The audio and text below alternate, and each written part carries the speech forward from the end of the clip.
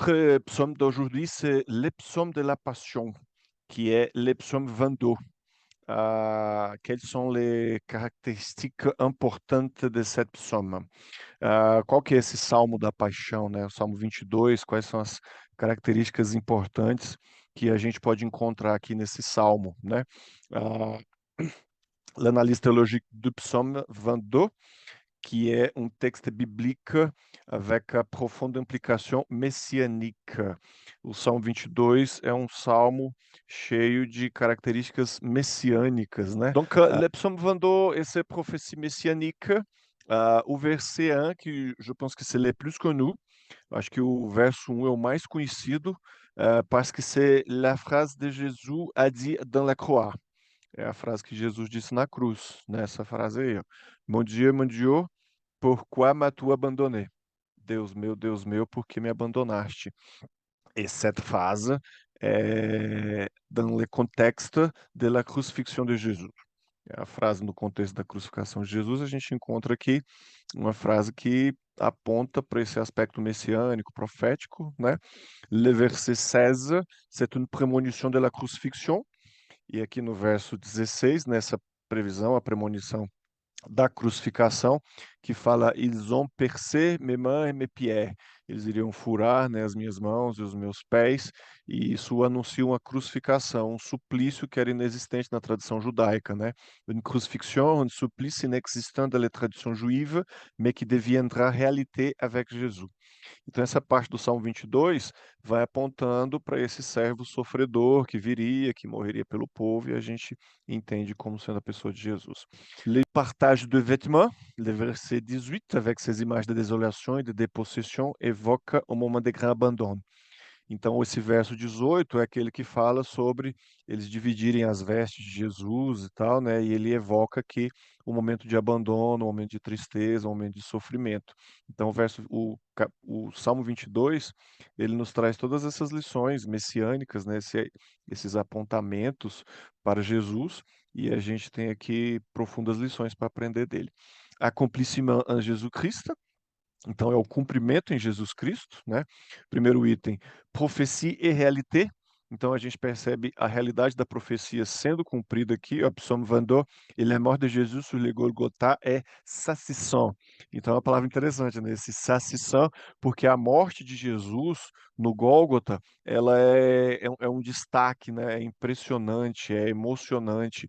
E a gente percebe aqui que a crucifixão, esse cumprimento dessa profecia, que mostra que o cumprimento da profecia no Novo Testamento, né, em relação ao Antigo Testamento, a gente vê esse aspecto da profecia e da realidade, né? Então, o cumprimento da profecia mostrando que Jesus, então, é o Messias sofredor que vem para morrer no lugar da, da, da humanidade, né? Então, dans la question de vocabulaire, pensando aqui sobre vocabulário, profecia e réalité, e saisissant, que é emocionante, né? É uma morte chocante, emocionante. Ah, la, la deuxième parte é ser divinité e promessa. Então, esses cumprimentos servem para nos mostrar a divindade de Jesus e reafirmar essa natureza fiel de Deus. Então, mantém a promessa de salvação para a humanidade. E consistência scripturale, né? Scripturale. Então, le psaume 22 et les événements de la crucifixion démontrent une consistance scripturelle qui unit l'Ancien et le Nouveau Testament. A gente percebe o Salmo 22 como sendo esse ponto da consistência das Escrituras, né? Uma profecia lá no Antigo Testamento apontando para o Messias que viria e o cumprimento dessa profecia por meio da pessoa de Jesus, né? Confirmando a profecia bíblica como uma realidade inabalável da história da salvação. La continuité de la Bible, la promesse de l'Ancien Testament, então a gente vê a promessa no Antigo Testamento, né? As escrituras hebraicas tinham as promessas messiânicas, né? E os judeus aguardavam por esse Messias, os crentes nessa palavra estavam aguardando esse grande libertador prometido por Deus, né? E essas profecias então são muito importantes. Jesus, Messie accompli. Então ele era esse Messias que veio para cumprir essa profecia, e a gente vai vendo aqui na apresentação alguns aspectos de vocabulário interessante para a gente poder aprender, né? Sa vie, mort et résurrection. Então, é a vida, a morte e a ressurreição de Jesus, que são os pontos culminantes desse cumprimento da palavra de Deus, que apontam para a base sólida do Novo Testamento como fundamento do Antigo. Então, a gente vê, como eu tinha falado na segunda passada, né? Essa semelhança que a gente vai vendo, assim, palavras semelhantes. Óbvio que a gente tem que tomar cuidado com os falsos cognatos, né? Mas a gente vê algumas coisas assim semelhantes que a gente pode ir pegando alguns vocabulários. Unité biblique, donc le messianisme du psaume 22 et sa réalisation en Jésus-Christ, c'est la unité thématique de la Bible, reforce la crédibilité et l'autorité des Saintes Écritures. A gente pode perceber que esse messianismo, esse cumprimento profético do Salmo 22 em Jesus, eles trazem essa credibilidade para a palavra de Deus e mostram esse aspecto da unidade da Bíblia, né? Que é a parte aqui, a gente já vai estar indo para o final. Répercussion sur la foi chrétienne. Ici, c'est un aspect pratique pour notre vie, que a gente vê algo mais prático, né, de lições para a nossa vida, por esse aspecto messiânico desse salmo, que nos trazem coisas interessantes para nós podermos pensar para a nossa própria vida, né?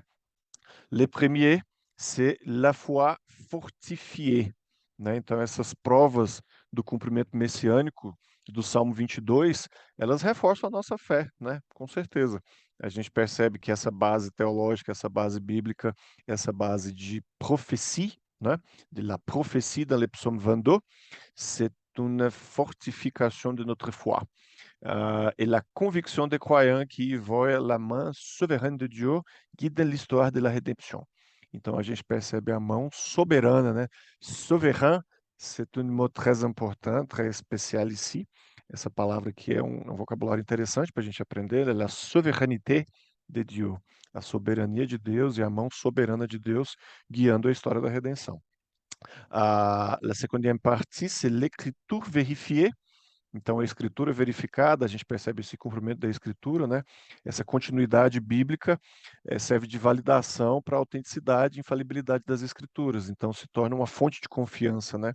Une source de confiance pour ceux qui cherchent la vérité divine. Uma fonte de confiança para aqueles que buscam a verdade divina. Esse verbo aqui também é um verbo interessante.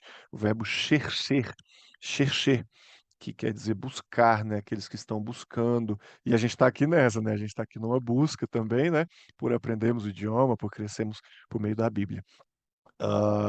E la troisième leçon, c'est l'espérance pour l'avenir. Então, a terceira lição que a gente encontra aqui é a esperança pelo futuro, né? Por l'avenir, venir o futuro. Então, se Deus cumpriu as suas promessas no passado com a precisão muito forte, muito impressionante, né? Étonnante também é um outro vocabulário interessante aqui.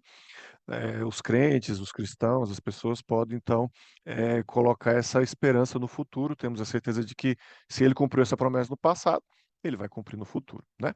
Donc, la base théologique, c'est ça. Ces 7 choses sur l'écriture de l'Epsaume 22. Então, essa é a base teológica dessa ideia do Salmo 22 como um salmo messiânico que aponta para Cristo, e a gente encontra o cumprimento dessa profecia na vida de Jesus, né? E a gente então pode aprender essas lições e, claro, esse vocabulário, esses aspectos mais linguísticos, né? Por meio da leitura desse capítulo, a gente pode crescer bastante no aprendizado do idioma também, porque são palavras-chave que vão nos ajudar a compreender esse aspecto messiânico de Jesus, né? Nous avons dit que pour apprendre le français, nous allons utiliser les outils, as ferramentas. E essas ferramentas são sempre dois aspectos da língua. A primeira é essa aqui, que eu falei que vocês têm que apprendre par cœur. Les mots interrogatifs, essas palavrinhas que estão bem aqui. Qui, quand, où, pourquoi, combien et comment. Elas vão estar associadas sempre a outro ponto da língua, tá? Vous allez identifier dans ce psaume-là, 22, celui-ci, vous allez répondre aux questions qui, quoi, quand, où, pourquoi, combien, comment. OK? Je vais avancer un petit... Non, je vais fermer ça parce que ça me dérange. On y va. Je vais avancer un petit peu et je vais déjà vous dire. Écoutez, pour répondre à la question quoi, vous devez identifier les articles définis devant les mots. Em francês, toda palavra está acompanhada do seu artigo. Eu comentei isso na última aula, tá bom? Então, eu não tenho como falar bem assim. Existem casas na rua. Não. Eu tenho que falar a quantidade de casas, eu tenho que falar umas casas, ou eu tenho que falar as casas no francês. No português isso é admitido, no francês não, tá? Então, vocês nunca vão achar uma palavra, ou seja, um substantivo, nome, o que é substantivo? Para quem não é aí muito das línguas, é o nome de alguma coisa, tá? Nome de objeto, isso é um substantivo, é nome de coisa. Também tem substantivo, pode ser nome de país também, a gente chega lá depois, nome de gente, enfim. Antes desses nomes, a gente vai ter os artigos, aquilo que indica a existência daquilo ali, porque se eu não uso artigo, eu estou admitindo a inexistência. Quando a gente for estudar a negação, vocês vão entender isso. Então, vamos lá. Opa, eu não sei identificar o quadro desse, vocês vão saber, porque antes dessas palavrinhas sempre tem os artigos definidos, a gente vai falar deles já já. Então, é assim que vocês vão conseguir identificar. Qu'est-ce que c'est qui? Alguém lembra o que significa qui? Qu'est-ce que ça veut dire qui? Alguém liga aí o microfone e fala para mim. Quem? Quem? Exactement, les personnes. Personnes, pessoas. Quand? É óbvio, né? A gente tirou o O aqui do português e ficou. Quand? Pro quand, vocês têm que ou identificar les dates, ok?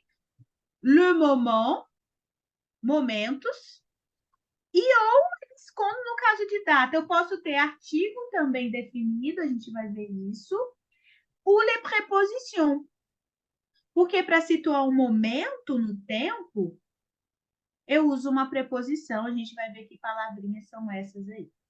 Qu'est-ce que c'est où? Já está aqui, lugar, lieu, lugar, c'est lieu, en français, ok? Quando a gente posiciona, atenção aqui, quando a gente posiciona alguma coisa, quando a gente... eu estou falando de uma linha cronológica, tá? De tempo, momento, espaço ou lugar também. Quando a gente indica a posição, quando a gente indica a localização, quando a gente indica o destino, posição, localização, destino. Necessariamente eu tenho uma pré-posição. Uma preposição é aquela palavrinha pequenininha que está antes da posição de alguma coisa, antes da localização de alguma coisa, ou da posição lá do meu destino. Isso é uma preposição a princípio aqui, ok? Então, sempre quando eu tiver você vai para onde? São Paulo. A gente fala isso em português, né? São Paulo. No francês, isso não é adjetivo. D'accord? Nem no código dia a dia a gente fala isso.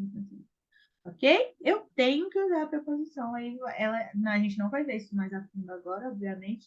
Mas o nosso começo aqui é o quê? Para aumentar o nosso vocabulário, a nossa fonética melhorar e tudo mais, a gente ter o panorama geral da língua, é identificar, a gente conseguir identificar, tá? Então, por isso que quando tem quá, vocês vão achar os artigos e vão me responder. Quando tem qui, vocês sabem que está falando de personne. Quand, ou la date, ou le moment. Ou lugar, donc préposition. O comment, modo, maneira, forma, geralmente com adjetivo, não vou ver isso com vocês agora, não. Donc, on y va. Ici. Autre chose, article. Répétez. Não precisa ligar aí o microfone, não, mas eu gostaria que vocês repetissem aí, d'accord? Répétez. Lá.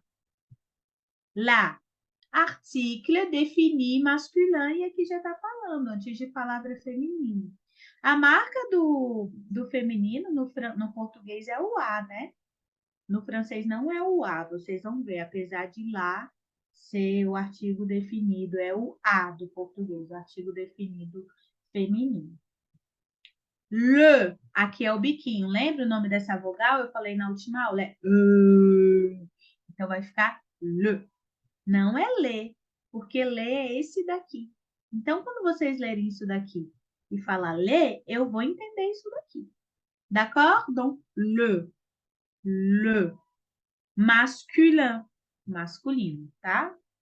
O nome é masculino, vai ter le. Le, abre a boca. Esse aqui fecha no biquinho, esse aqui abre. Le, ok? Dependendo de onde ou de quem falar, isso pode ser mais aberto ou mais fechado. Lé ou lê. Depende de quem está falando e depende da palavra que vem antes, da palavra que vem depois. Depende muito do que está acontecendo ali na frase, tá? Lê, peu importe. L apóstrofe. L, é só o som de L, né? Por quê? Por que que tem o L apóstrofe? Lembra que eu falei aqui no começo que a gente tem o fenômeno da liaison?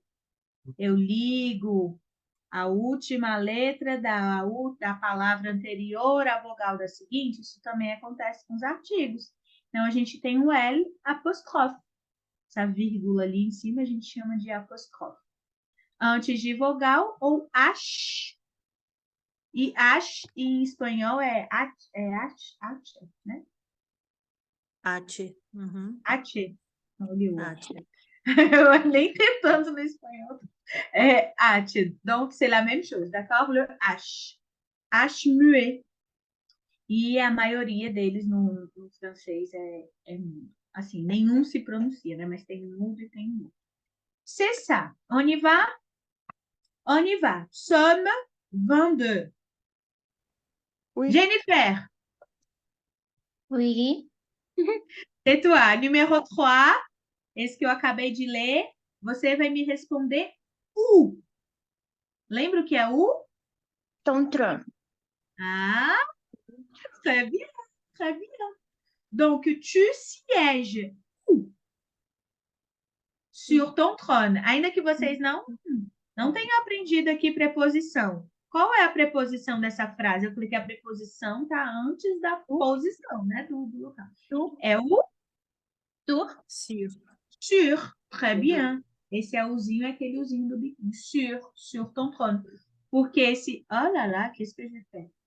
Parce que le ton, ele assume aqui o artigo, tá? É o que a gente chama de determinante nas línguas aí. Ok? Ele assume essa posição. É o sur ton trône. Qu'est-ce que c'est sur? No trono só dá para fazer uma coisa. Alguém fica embaixo do trono? Dieu. Dieu é de quem a gente está falando. A gente já concordou. Ele vai ficar embaixo. Ele fica do lado do trono. Onde é que ele fica? Sobre o trono. Sobre o trono. Então, vocês já sabem que sur, c'est sobre. E aí, eu vou fazer uma pausa aqui. Então, a gente vai estudar nessa perspectiva. Na perspectiva do papel assumido das pessoas que a gente estuda, que aqui é Deus e os personagens bíblicos também.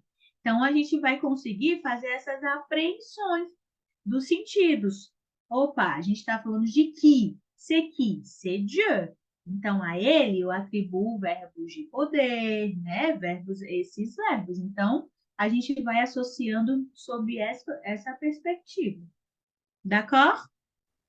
Vamos lá. Activité. Vous avez une activité à faire, ok? Vous allez terminer de lire le psaume. Meu Deus, como é que eu vou ler isso aqui se eu não entendo nada de francês? Eu não sei nada e tal. Nessa perspectiva, esse material aqui vocês vão ter, tá? Esse aqui, estão vendo? Esse aqui. Ok? Opa! Aí, em cada verso, vocês vão identificar o máximo que vocês conseguirem. Poxa, nesse verso eu consigo identificar o quá? Nesse verso eu consigo que, consigo com, se num verso se vocês conseguirem até o esquece o comum, tá? Quá, qui, com, u.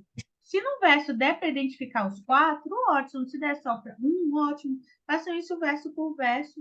Leiam. A gente vai tentar sempre mandar, né, Romeu, a decisão do Salmo antes, para que vocês leiam antes em casa e vocês já vendo que vai ficar ainda mais fácil, tá? Então, esse primeiro momento aqui do contato da língua é a fonética, essa identificação para vocês terem proximidade com o método, né? Então, nessa perspectiva, que, quem é o que? Salmo sempre ou fala de Deus ou fala da própria pessoa do que ela está passando, né? Então, quais são os verbos associados a Deus? Quais são os verbos associados ao homem ali? E aí que a gente vai enriquecendo o nosso vocabulário. Então, esse primeiro momento é isso que a gente vai fazer. D'accord? E aí, on y va. Il se partage. Na próxima, a gente já vai ver verbo, hein? Donc, attention. Il se partage mes habits. Il se partage mes habits. Il tire au sort mes vêtements. Ó, aqui eu fiz uma liaison, porque esse ENT aqui, ele não se prononce pas, ele não pronuncia. Então, eu peguei o R e coloquei no som O. Il se partage mes habits. Liaison. Il tire au sort mes vêtements. J'arrête le partage et à lundi prochain, on commence notre école du sabbat. C'est la semaine prochaine, Romain? La semaine prochaine, dit mars 8, le jour international de la femme. É o Super. Dia Internacional da Mulher. Então, lembrando, gente, isso aqui não são associados, né? É o momento de vocês treinarem ali e tal, é outro momento, tá? A escola sabatina é uma coisa, a recapitulação da lição, na verdade, né? Não é sabatina, mas é uma coisa, e o curso de francês aqui toda segunda é outra. Então, assim, né? É importante para que vocês treinem e tal, mas não. Por exemplo, eu não fui, né? Não participei sexta-feira, eu vou perder algo de segunda-feira. Não, nada a ver, isso não vai acontecer, tá? Só fiquem tranquilos em relação a isso. Mas é outra perspectiva, uma outra coisa, outra perspectiva, é interessante. Vai dizer, Romero. São dois caminhos distintos, né? E a ideia da sexta-feira é de praticar, né? Então a gente falar, ainda que use frases simples ainda, sem problema, mas a gente arriscar mais, né? Aqui a gente tem aberto o máximo possível que a gente entende, né? Que como a gente está aprendendo, a gente usa o português ali e tal. Mas aí a ideia da sexta-feira é de praticar mais, nem que fale só La parole de Dieu é bonne, sei lá, alguma coisa assim, já está valendo para a gente poder praticar. Porque a gente sabe que isso tem muito valor também, né? Você, para o idioma colar mesmo na cabeça, às vezes a gente tem que forçar um pouco, a gente tem que praticar mesmo o negócio. E aí, como a gente está nesse contexto bíblico, igreja, a gente já junta as duas coisas, né? E aí, eu acho que fica bom para todo mundo. E Aí, cantar, a essa gente semana é os canta. 10 dias de oração e tal, aí na outra sexta a gente começa. E a gente canta ali, então vocês vão também conhecer, saber francês, Também, música, conhecer música. É bem também legal. é bom. D'accord? D'accord, très bien, Bonne merci soirée, beaucoup bonne fin de à tout le soirée. monde. Bonne À la soirée. semaine Super, prochaine. merci. À la Ok. prochaine lundi. Et à la Bonsoir à tous. prochaine. Bye Bonsoir. bye.